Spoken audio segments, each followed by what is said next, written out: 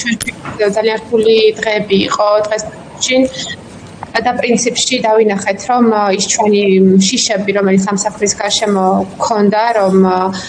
სადიკოვი ალიევის რეჟიმი შეეძლო ისევ დაეჭირა და ის პოლიტიკური დევნის ცხოვრება გამხდარი იყო, გამართლდა. გუშინ მასთან სახლში ავიდა ნიღბიანი პოლიციები და დააკავეს და ხანში ჩვენ გავიგეთ, რომ სადიკოვის დაკავება მოხდა იგივე გამოძიების ქვეშ, იგივე სამართლებრივი ბრალდებით, იგივე ბრალდებით და რეალურად როგორც ადვოკატმა აზერბაიჯანში განგვიმარტა, აღმოჩნდა, რომ იმ დაზარალებულს, რომელიც ამ კონკრეტულ საქმეზე იყო, მიუმართლა სამართლოს და მოუწოვია სწორედ საქმის შეწყვეტის შესახებ გადაწყვეტილების წინჯვა, რაც სასამართლომ დააკმაყოფილა და სწორედ ამის გამო ჩვენ ვნახეთ, რომ საბოლოოდ საქმის ხალხალი გახსნა, მისთვის ბრალის წაყენება და უკვე პატიმრობის შეფარდებაც მოხდა. აქ უნდა გკითხოთ ქართული ოცნების რეჟიმის ღია მონაწილეობაზე. ეს იყო საფრთხე, რის გამოც ეკრძალებოდა ქვეყნიდან გაყვანა, ხომ? ამ რეჟიმს ამაზე თანხმობის მიცემა, მაგრამ ჩვენ ვნახეთ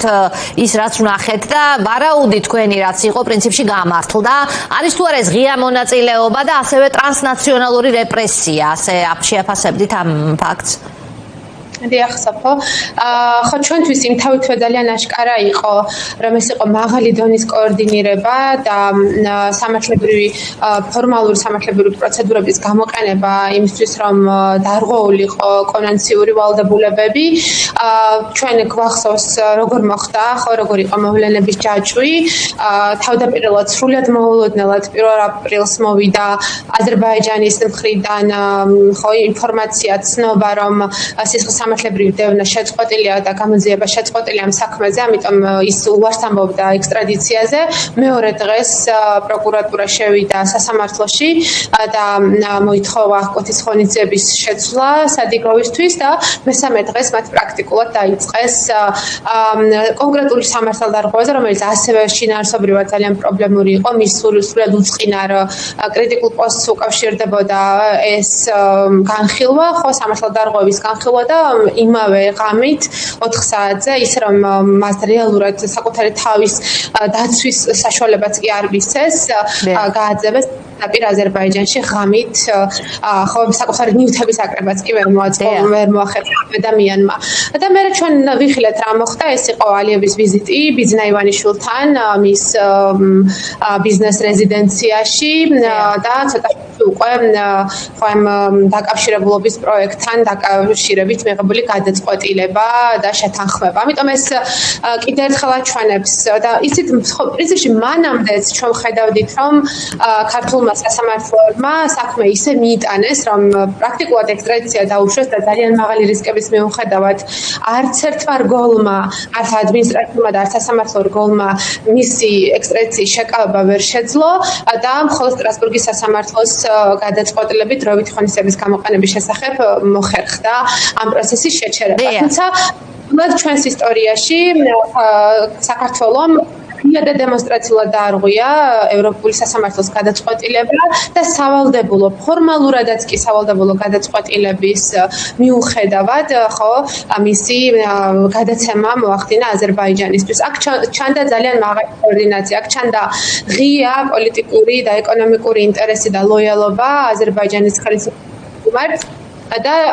პრინციპში ეს არის სწორედ ტრანსნაციონალური, ანუ საზღვრების მიღმა რეპრესიის, ჟურნალისტების, აქტივისტების, უფლებადამცველების დევნის კლასიკური მაგალითი. მით უმეტეს თამთა, როცა ჩვენ გვაქვს წინაპირობა ავგან მუხთარლის სახით, როცა ის ლეგალური გზების მოძებნის მცდელობა არც კი ყოფილა, თქვენ ახსენეთ, რომ ეს გზაც არალეგალური იყო, იმიტომ რომ არ ღვევდა საქართველოს ვალდებულებას, მაგრამ ავგან მუხთარლის შემთხვევაში საერთოდ გატაცებას ჰქონდა ადგილი და იქაც ძალიან მაღალი იყო, რა თქმა უნდა, კოორდინაცია. ანუ ეს არ იყო ახალი პრაქტიკა, ასე ვთქვათ, რეპრესირებული ჟურნალისტის ან აქტივისტის გადაცემა აზერბაიჯანული მთავრობისთვის. ნამდვილად ასეა, ჩვენ პრინციპში უკვე მრავალი წელი ამ საკითხებზე მუშაობთ და ავგან მუხთარლის გახმაურებული საქმის მიღმა ჩვენ შემოვიკვლიეთ და ამაზე ანგარიშიც არსებობს, რომელიც თავის დროზე დავწერეთ, არაერთი შემთხვევა, როდესაც გადმოსულ დისიდენტებს, კრიტიკულ ჟურნალისტებს, აქტივისტებს აზერბაიჯანიდან რეალურად საქართველოს ან არაძლევრი ბინადრობის ნებართვას, ან იყო გამოცდილებები, რომ მათ საზღვრის კვეთაზე უარს ეუბნებოდნენ და იყო გამოცდილებები, როდესაც ყოველდღიურობა, ასე ვთქვათ, ფიზიკური თავდასხმისა და თვალთვალი შეფხვები იყო სავარაუდოდ აზერბაიჯანთან დაკავშირებული კერძო პირების ან ხო რაღაც სპეცსამსახურების მხრიდან და ამ შემთხვევების გამოძიება არ ხდებოდა. მაგრამ მაშინ რაც მუხთარლის შემთხვევაში მოხდა, ხო ეს იყო აშკარად ექსტრა სამართლებრივი ხო რაღაც ეს მისი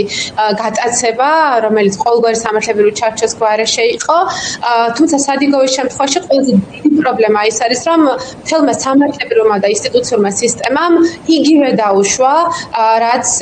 მაშინ უკანონოდ გააკეთეს მუხთარლის შემთხვევაში. ანუ ეს აჩვენებს უკანონო მიდგომების ლეგალიზებისა და ინსტიტუციონალიზების ძალიან მძიმე ტენდენციას. ხო, რაც მაშინ ვერ გაკეთდებოდა სამართალდამცავებისა და სასამართლოების გზით, ავგან-სადიგოვის შემთხვევაში უკვე აგრესიული ავტოკრატიული შემოbrunების ფონზე საქართველოში შესაძლებელი გახდა ლეგალურად სიტყვა ლეგალურს მაინც ბრჭყალებში ჩავთვალ ევროპული კონვენციის გადაწყვეტილება. რა ბედიელის ავგან-სადიგოს ეს არის ალბათ ყველაზე მნიშვნელოვანი კითხვა, ის ცდილობდა ოჯახთან გაერთიანებას, დატოვებას აზერბაიჯანის, ეს რა თქმა უნდა არ გამოუვიდა, არც ჰქონდა თავიდანვე ამას ასეთი მიამიტური გათვლა ალბათ და არავის ვინც მის უფლებებს იცავდა, იმიტომ რომ ეს თავისთავად კოორდინაციის ასეთი მაღალი ხარისხი არ იყო, იმიტომ რომ ის გაეშვათ თავისუფლებაზე, მაგრამ საფრთხე რასაც ელით და რა სამართლებრივი გზები ან არ ვიცი რა საერთაშორისო გზები დარჩა მისი ასე ვთქვათ დახსნის გზად რა წარმოგიდგენიათ? ეს ძალიან რთულია. იმ პირობებში თუ გავითვალისწინებთ როგორია პატიმრების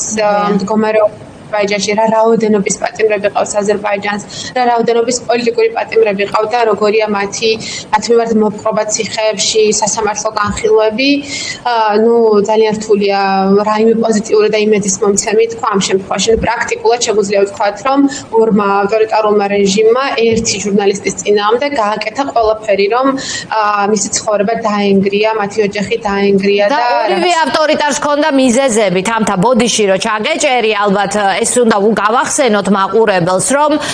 ბიძინა ივანიშვილის ფოტოები დაწვა ავგან-სადიგოვმა აქციაზე, ერთ-ერთ აქციაზე, ის აქციის ძალიან აქტიური მონაწილე იყო და საქართველოს მოქალაქეებს გვერდში ედგა, იმიტომ მას ჰქონდა გამოცდილი, რას ნიშნავს ბრძოლა სიტყვის თავისუფლებისთვის, ევროპული მომავლისთვის და ასე შემდგომ და ის მუდმივად იდგა აქციებზე და ეს ცნობილი კადრია ახლა ჩვენს ეთერში, ასე რომ ივანიშვილსაც ჰქონდა როგორც ჩანს რეჟიმს ყოველ შემთხვევაში მასთან ანგარიში გასასწორებელი იყო თუ არა თქვენი შეფასებით ეს თანხლედრა ორი ავტორიტარი ახსენით გამახსენდა. დიახ, ხო, პირველ რიგში პირველ საკითხზე რომ შელობა გავაქვს, ძალიან რთულია და რაიმე იმედი გქონდეს უახლეს წლებში მისი უფლებების დაცვის აღდგენის. აზერბაიჯანთან პრაქტიკულად არ არის პოლიტიკური მოლაპარაკებების პროცესი, რომელიც პოლიტპატიმრებს ხო გარკვეულ შვებას, გათავისუფლებას მოუტანს, როგორც თუნდაც ბოლო წლებში ამას ბელარუსში ვხედავთ. სამწუხაროდ უნდა ითქვას, რომ მათ შორის დასავლური აქტორები არიან ძალიან სუსტები ამ მიმართულებით, იმიტომ რომ აზერბაიჯანთან მათ ტრანზაქციული, პრაქტიკული ურთიერთობები აქვთ ენერგეტიკის სფეროში, ამიტომაც ეს პოლიტიკური გავლენები აზერბაიჯანზე, იგივე პოლიტპატიმრების უფლების დასაცავად ძალიან სუსტია და ეს არის ძალიან მძიმე კრიტიკა, რომელიც აზერბაიჯანელ დისიდენტებს აქვთ, მათ შორის საერთაშორისო აქტორების მიმართ. ამიტომ ძალიან მძიმე მდგომარეობაში არის ახლა ეს ოჯახი, მეორეს მხრივ თქვენ იცით რომ მისი მეუღლე და შვილები არიან ევროპაში, პოლიტიკური თავშესაფრები ოჯახი გაყოფილია და ემოციური ფონი და აი მომავლის წარმოდგენის ხო აი რაღაც ენერგია არის ხა ძალიან დაბალი და ასეთი სტრესი რაც ამ ოჯახმა გამოიარა ბოლო 2-3 წლის განმავლობაში მანამდეც პრინციპში იყო ძალიან მძიმე. ეხლა თქვენ ახსენეთ ეს ფოტოების დაწვა, რა თქმა უნდა იყო ეს გამოცდილება სადიკოვი აქტიურად უერთდებოდა ხო რუსთაველის პროტესტის მხარს უჭერდა მზე ამაღლობელს ძალიან აქტიური ხილვადი იყო ჩვენ წოდებების და რჩევების მიუხედავად მაინც ვიტყვი რომ ეს არ გაეკეთებინა იმიტომ რომ მისი პირადი უსაფრთხოებისთვის ეს არ იყო სასარგებლო ნაბიჯები თუმცა მისთვის ეს იყო მისი ცხოვრების აზრი და სხვანაირად მას არ მოედგინა არსებობა თუმცა მაინც არ უნდა ვიყოთ ნაიურები ივანიშვილს ეს არ გააკეთა რეჟიმმა ეს არ გააკეთა მხოლოდ იმიტომ რომ გაბრაზდნენ სადიკოვზე არამედ მათ უნდათ აზერბაიჯანისთვის საკუთარი ლოიალობის ერთგულების და მორჩილების დემონსტრირებაც პრაქტიკულად ალიევისთვის ხო რაღაცა იმ საჩუქრის მიძღვნის ძღვენის მიზწმების გამო სტრასბურგის გადაწყვეტილებაც კი და პირველად საქართველოს ისტორიაში ესეთი რამე არ მომხდარა საქართველოში ამიტომ აქ აშკარად ჩანს ეს მორჩილება და ლოიალობა ალიევის რეჟიმის მიმართ იმ ეკონომიკური პირადი თუ ხო რაღაც ეკონომიკური ინტერესების გამო რომელიც მათ საკუთარი რეჟიმის სტაბილურობისთვის სჭირდებათ. ამიტომ აქ კიდევ უფრო ირონიულია ჩემთვის კომიკურიც კი ქართული ოცნების წარმომადგენლების ესეთი სიამაყე და თავდაჯერებულობა როცა ისინი სუვერენიტეტზე ლაპარაკობენ, ხო? ქვეყანა საკუთარ კონსტიტუციას, საკუთარ საერთაშორისო ვალდებულებებს ვერ იცავს და კონკრეტული ადამიანების ღირსებისა და უსაფრთხოების დაცვა არ შეუძლია, იმიტომ რომ სხვა უფრო დიდარი რეჟიმის მორჩილია და ერთგულების დემონსტრირებას ცდილობს, რომელ სუვერენიტეტზე და რომელ სუვერენულ ღირსებაზე უნდა ილაპარაკოს, არ ვიცი. ამიტომ ხო სინამდვილეში ის რაც ამოძრავებს საქართველოს, როცა ის არ იცავს საქართველოში გამოქცეული კრიტიკული ჟურნალისტების უფლებადამცველების და სხვების ინტერესებს ეს არის ლოიალობა, მორჩილება, სხვა ავტორიტარული მთავრობების და პრინციპში ეს ტენდენცია უნდა ითქვას, რომ ჩანს მათ შორის რუსების, ბელარუსების ნაწილში უკვე გადავიდა იმ ავტორიტარული რეჟიმების რიგში, რომელიც სწორედ